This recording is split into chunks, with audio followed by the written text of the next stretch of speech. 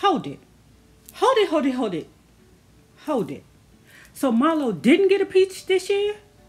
Kind of cockamamie caper putting a bitch in a trick bag bullshit is this? There's so much more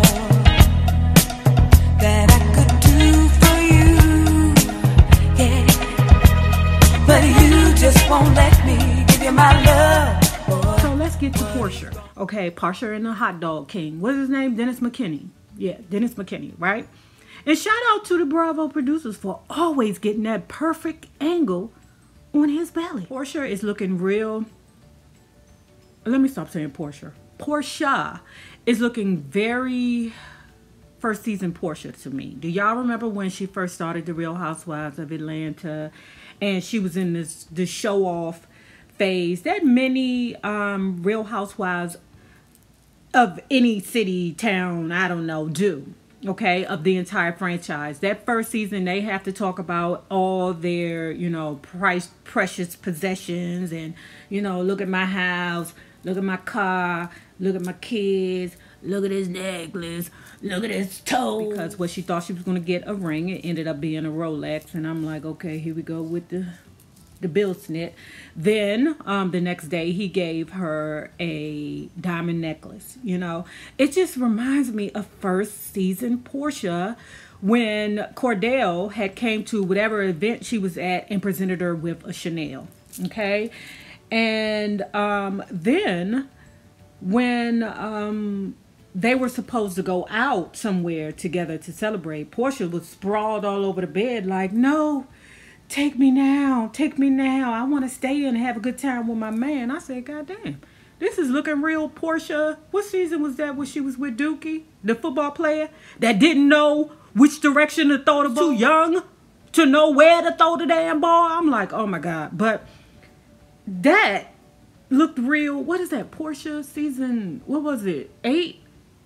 Yeah, I think it was season 8 or 9. I don't know. Porsha go through man out a child, but she just looked real repetitive, you know, real repetitive. And I'm like, if this ain't some Mona Scott Young bullshit. Get to Nene Leakes and Swaggerlicious. I'm going to give Nene this, right? I think Nene took a page from Candy's book and realized that you don't need to spend money on clothes like that anymore, because that show really looked like last night, it really looked like she had her own clothes on. And it looked nice on her. And you know how I feel. People, stop spending your money on bullshit, okay? Stop spending it on that. That's why Candy is as rich as she is, because she wears her own clothes. I want to say about Swaggerlicious clothes, but I'm with it. And Nene Leakes, if you see this girl and you want to throw some clothes my way, you come on right through, baby, because I will wear your shit proudly. Nene Leakes is opening her store, Swaggerlicious, in Miami in conjunction to jumpstarting her comedy tour with Lonnie Love and Melody Camacho. I've loved Melody Camacho since Def Comedy Jam. She's so very underrated. But she's there with Greg, and what she said will always ring true with me. Even though people may not like Nene Leakes, they will always love Greg. And that has always been fact. I don't know what it is, but people have always had a soft spot for Greg. And I don't know why. I don't know. You know, I don't know. It comes down to her endeavor to open up the store in Miami. She said that she didn't really talk to people about her plans, right? Because she said that over the years she has learned to move in silence. Now, let's not be or play coy about Nene. You know, Nene has been very abrasive with her accomplishments throughout the years, you know, since starting the Real Housewives of Atlanta. She has said things like, I am rich, bitch. I am getting Donald Trump checks. She has said, I'm on network. She has said a lot of things that she had to turn around and eat her words. You know, she has put herself in those situations because of how abrasive or brazen she was about what she was doing, you know, and it kind of separated her, where she was like, oh no, I'm not over there with you. You know, I'm over here with me doing network things. You stay right there on the Real Housewives of Atlanta, and I'm going to go over here and I'm going to make me some Donald Trump checks. The girls are headed to Miami. Now, I know Atlanta is not that far from Florida, but damn, that feel like a long ride to me that I don't ever want to take, child. You know, my bladder don't work like that. My bladder don't work like that to be, you know, in no vehicle for, you know, more than 3 or 4 hours without stopping. That's where I realized, oh, Eva, this is what your job is. You have replaced Phaedra with the slight shade. And it's so subtle and so quick-witted. It's entertaining. It's spectacular. Anyway, I have never met hussies so stupid over a goddamn area. I'm like, what are you doing? What does the room size matter for? What the fuck does it matter for? All you're gonna do is go in the room, change your clothes, and go to sleep. Okay, that's it. Child bang, but it's always a situation. And you know who had to cause the biggest drama? That goddamn non-peach holder, Marlo. We learned that Eva is not feeling Marlo at all. And I think it's because Eva is not here for her bullshit, right? And what I love about Eva is this. Eva has a way of dressing, or she has a style about her. I want to say it's more bohemian, that you don't need to wear all those fashions and Gucci's and Pradas and all that. She don't need that, you know, because Eva is stunningly beautiful. We will never take that from Eva, ever. But she's not impressed by fashions. So Eva gets a point for me for that. And the second points go to her for the confessionals, baby. I mean, she was frying Marlo Hampton's ass up. And Marlo, I don't know if, like, her... I'm still baffled as to why she didn't get a peach, because she was supposed to get a peach this year. And I'm baffled. But it's like every time Marlo hits the camera, it's like she's auditioning for a peach. I'm like, bitch, they didn't give you a peach.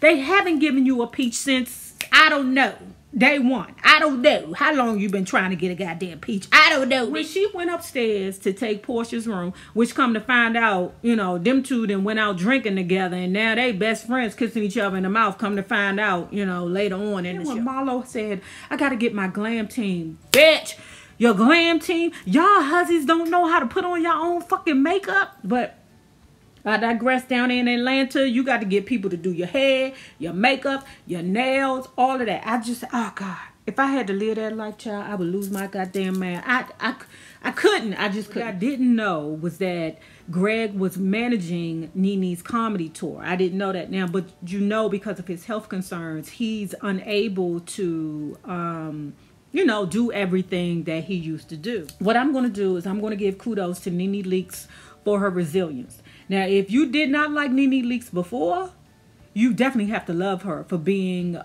so strong in a situation with her husband and moving forward from the comedy tour issue that she had last season.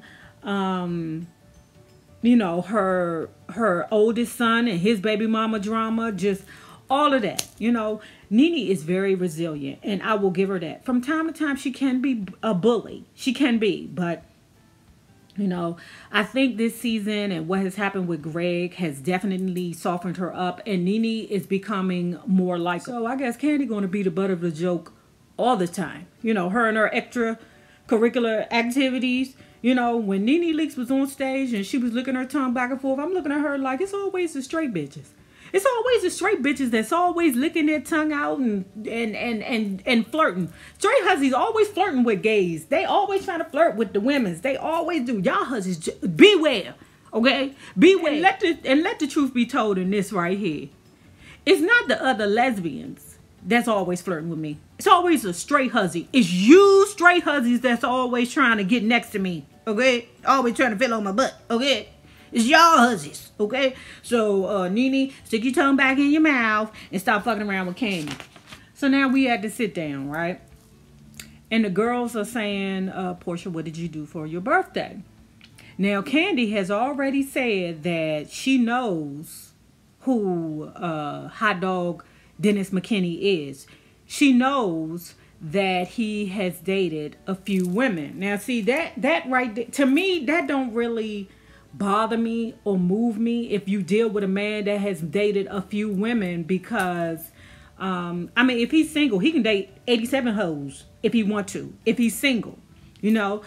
But if he's single and a stunt queen, that's another thing. And he has the capability of emptying your bank account out, then that's the problem. Not that he's dating several other women. So if Candy Birds know any more information, child, I'm sure it'll come out later.